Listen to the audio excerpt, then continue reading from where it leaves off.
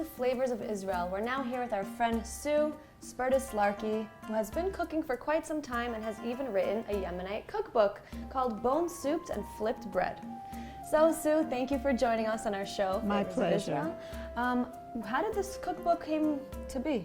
Well, I fell in love with Yemenite breads to begin with, and I started searching out Yemenite communities all over the country from all parts of Yemen and realized that if you have bread, you need food to go with it, and I started collecting the recipes. Bone soup, which is the first recipe we'll be using, was really just bones, and if they were lucky, they had a little meat on them. Now, of course, in Israel, there is meat, and All right, so now the first thing we're making is the bone soup, like you've said. What is the first step?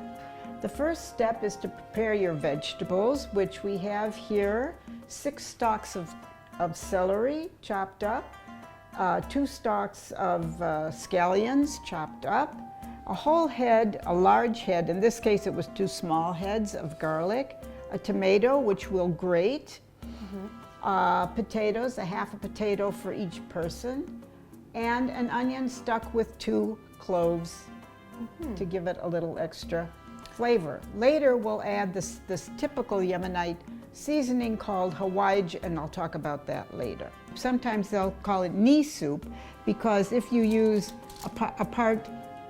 a bone from the knee, so it's knee soup. If you use a foot, it's foot soup. This is short ribs, and you can use brisket, shoulder, any long cooking meat. So that goes into the pot with 10 cups of water. You bring the water to a boil and you let it simmer for about 10 minutes and taking off all the scum.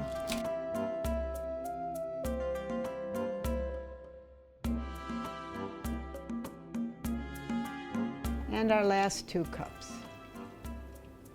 When this comes to a boil, the particles will start to rise. That's kind of a scum. And I clean it off with this skimmer, pouring it in to this little bowl. And then, after it's all nice and clear, I'll add the rest of the vegetables. Would you prefer to puree the garlic, or would you prefer to grate the tomato? I love garlic. I love All the smell right. of it, the taste. So you go start with for that, and I'll do the tomato.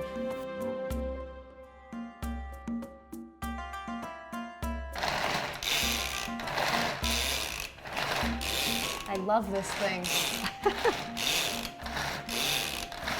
It's a lot of garlic. The soup's gonna have a very garlicky Yemenites taste. love garlic.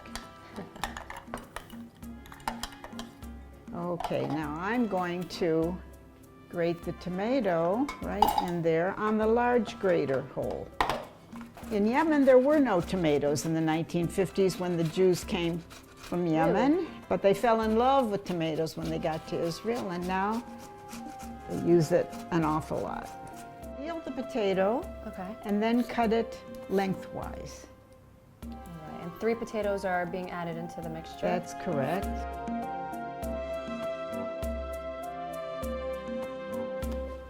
One potato. 2 more to go. You see that the skim is beginning to rise, the scum is beginning to rise, and I'm going to skim it off. Usually I wait till there's more, but this will give you an idea. So this will take about 10 minutes for all the scum to rise. An ultra-Orthodox Yemenite cook would wait for all the scum to rise, probably wouldn't even bother skimming, and then pour off all the water, rinse the meat, and put in fresh water and start from that point. Now, Natalie, the soup is ready and we can put the vegetables in. Let's do it. Okay.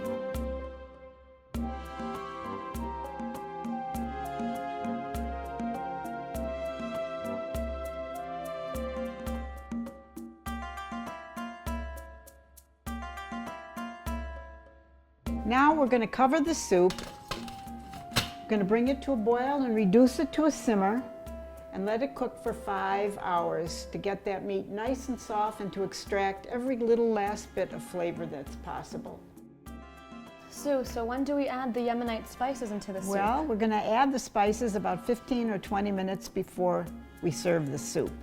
This spice is the traditional Yemenite spice called hawajj. This is a mixture which is turmeric, cumin, cloves, coriander, cardamom, and ginger.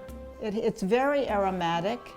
Yeah, it has a strong smell to it. Right, right, and it's really makes all the difference. By the way, this bone soup is the national dish of Yemen. The Arabs called it silta.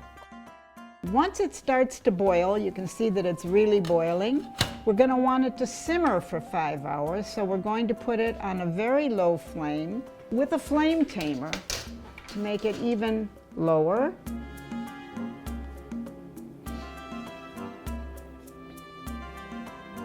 Sue, we have 5 hours now to kill time. What do we do in the meantime? Well, we've got 2 things to do at least. One is you cannot have soup without the indispensable fenugreek jelly that goes with it, called hilbe in Yemenite, and we'll make that.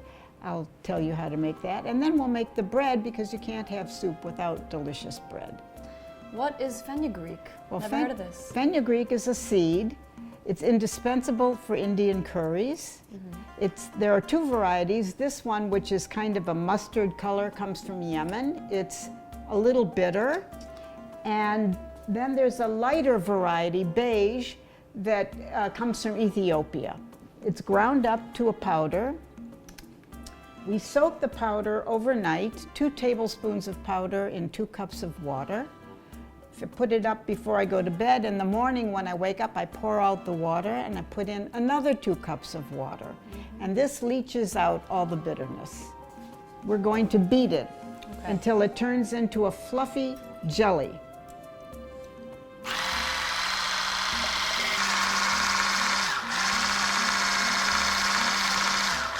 For all you spicy lovers out there, you could add as much srug as you'd like.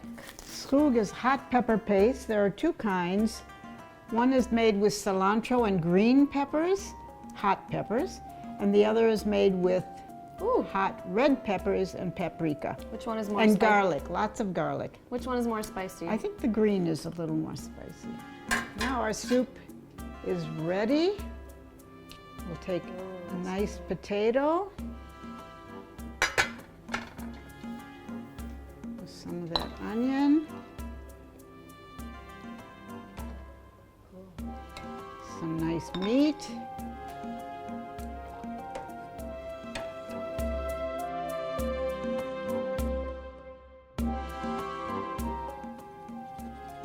So the only thing you put is salt, pepper, and hawajj. yes. All right, let's try the soup. When do Yemenites serve the soup? On Friday This night is dinner? daily. They eat it every single day, really.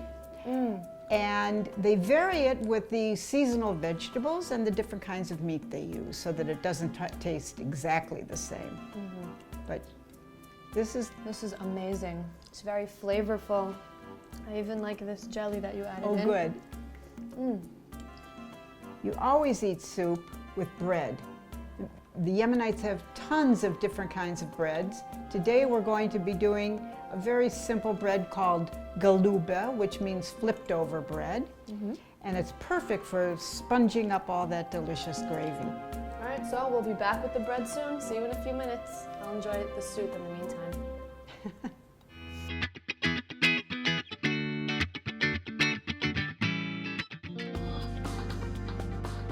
Hi everyone, and welcome to Natalie Gleitman's kitchen of Natalie's Cuisine, where she's about to show us an exclusive, never-before-seen recipe of her chewy, delicious carrot muffins. Very excited to show this recipe to you. It's exclusive from my new book, Happy Healthy Food, available on Amazon now. Yes, check it out. So we are gonna make these muffins that are gluten-free, histamine-free, lactose-free, and vegan. So it's for everybody. They are delicious. They're No really excuse. moist, and you're gonna love them. So let's start. So first of all, we're gonna grate these carrots. So we grated the carrots. Yes. I already soaked 2 tablespoons of grounded flax seeds with water. it soaks it up and it becomes our egg replacer. Right. So first we're gonna add oats. Then we can add our egg replacer. Ooh. See, it's like nice. That's so interesting, The consistency is like an egg, and that makes it vegan, this dish. We're gonna add some cinnamon. Teaspoon? 2 teaspoons. 2 teaspoons. And then we're gonna add some vanilla. Take like half an hour on the weekend and make these because they don't take any longer than that. And then you have like an amazing snack that is healthy and vegan and gluten-free and everything for the whole week. And it's worth it, yeah. Yeah, it's worth it. And how happy does it make you to have like something delicious and healthy instead of like a Snickers or something? So instead of going and stopping at a kiosk on your way and like grabbing like junk food. Exactly. Yeah. We have some date syrup, some macadamia nuts and some raisins. And then we're gonna chop up some macadamia nuts. We're gonna take 60 grams. Let's just weigh that. With some baking dishes, I'm really precise about the amount because otherwise it gets either too runny or too dry. So we just wanna make sure that it has the perfect consistency. How good does it smell already? Yeah, I love this. The vanilla, the cinnamon. This is a great recipe also for kids because it's sweet, but it's naturally sweet, meaning that it's healthier option, but your kids are still gonna love it and they won't even notice that it has no sugar inside. So I love that these kind of recipes are an amazing way to get your kids like used to healthy living and healthy food from the beginning, and instead of just grabbing some chocolate bar on the way, they're really gonna be able to enjoy this kind of... It'll be our little secret that there's no sugar in it because they won't even know. Exactly. Okay, so what are we up to now? Date syrup. Ooh, this is kind of the glue of everything. Exactly. Step, we're adding 300 milliliter of coconut milk. Okay. Then mix it all up? Mix it all up, equally distributed in our little forms, and then we're ready to pop it into the oven. How much do we put in? Let's see, that is like, let's take like 1 spoon for form and then let's see how it goes because this recipe is for like 10 muffins, so let's see how far we get. Okay. We're going to the oven. Are you coming with us? Let's go. Let's pop these babies into the oven for like 27 to 30 minutes. Nice. So Nat, these smell absolutely delicious. We're gonna have to wait a little bit to cool them down so that we can taste them, but thanks so much. Thank you for coming. Mwah. Bye. Bye-bye.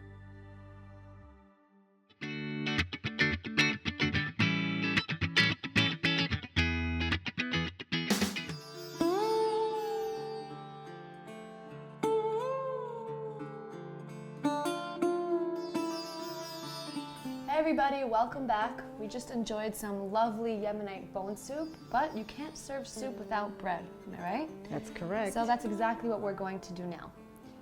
Yemenites venerate, literally venerate bread. That's the mainstay of their diet. There's even a saying about bread in Yemenite that all delicacies say to bread, "You are our master." Well, I agree with them. And the breads are really delicious. Today we're making galuba, which means in Yemenite flipped bread. It's like a big, fat, delicious, beautiful pita. It's 6 cups of flour, get mixed in with 2 tablespoons of ketzach. Ketzach is Nigella sativa, or love and mist, if you like local names. It's sort of like a black sesame seed. It's like a seed. It's like sesame, but it's crisper. Another ingredient that we'll use very briefly is clarified butter called samne. We're using the top layer, the golden top layer.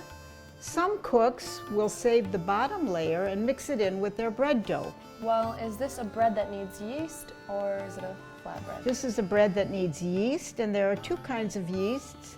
I prefer fresh yeast, which is easy to get in Israel. It comes in a 50-gram cube. It should be pearl gray, no brown spots. We're going to use 30 grams, so I'm going to cut it kind of in half. Now, I'm going to mix up the dry ingredients, 2 tablespoons of nigella, a tablespoon of salt, 6 cups of flour. It's amazing when you make bread how simply flour, salt, and water can make hundreds of different breads. Now, Natalie, I'm making a hole in the center into which we'll put our wet ingredients. Which is our yeast,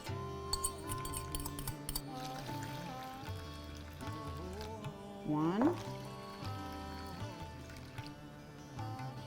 The rest I'll add slowly. Now the Yemenites have a way of kneading which is peculiar to the Yemenites. They don't mix up the flour and then put it on a board and knead it. They do it all in the bowl with a wet hand, which helps the dough from sticking. So I'm going to wet my hand. And I'm They going don't to use any machinery? No. I mean, you could do this with a kneading hook of your mixer, but you should test it at some point to make sure the consistency is correct, and we'll get to that consistency.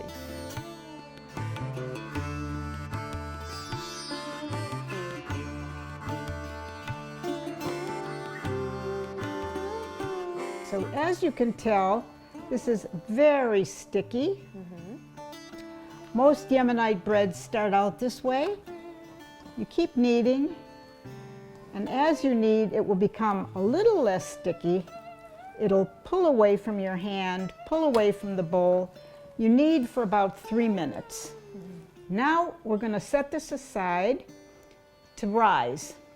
And we have a secret weapon for rising, and that is a hot pad, the kind you buy for stomach aches and back aches in the pharmacy.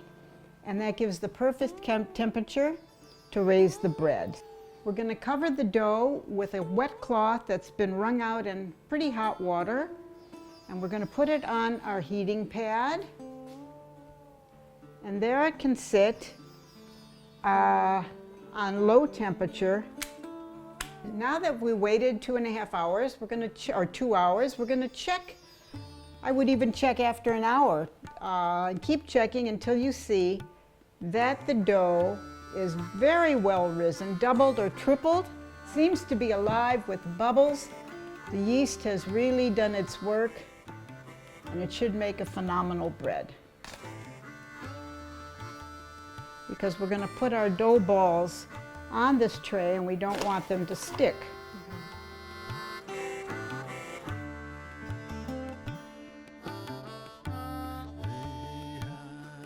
With floured hands, Natalie and I are going to pinch off first I'm going to knock this down. This is called knocking down. I'm going to pinch off handfuls and plop them down. And I'm going to sprinkle each little ball with a little bit of flour, kind of pinching it together, and then flip it over so the floured side is on top. We're going to heat this frying pan very hot. Put it on. We dip our fingers in the samna, the clarified butter. Starting from the middle, you push out the dough, leaving a little rim around the edge. This is a small one.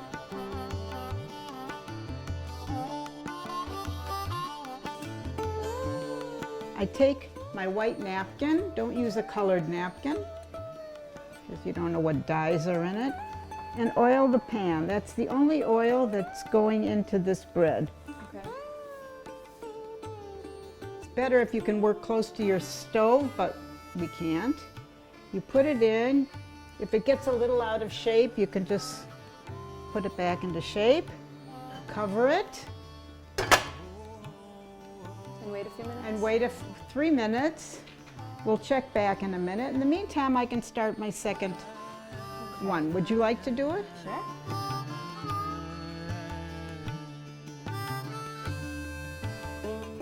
You can see how it's puffed up. You can see the lovely bubbles. I'm going to flip it over, and it'll cook for another 3 minutes on the second side. But I think we're good to go, and we'll add this to our pile. Between each bread, you wipe out the griddle with a napkin. You wipe out the frying pan with a napkin. Just a little bit of oil. Heat it up for a minute. Take your second bread. In it goes. You can just push it into shape. Cover it. And all right, well, this is the final product. It looks fluffy and it's warm, looks amazing. now the Yemenites love bread and hilba. It's like a dip or a spread. I'm going to put a little shug, a little hot pepper paste in with the hilba to be really traditional. And that's our dip for the bread.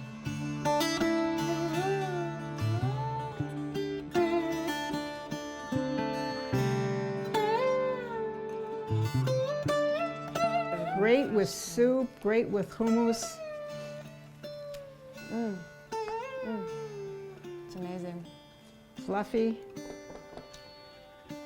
All right, Sue, thank you so much. My I learned pleasure. so much I about had the a lot of Yemeni fun. Thank you. culture. And we'll see you next week. Great. Bye-bye. Hi.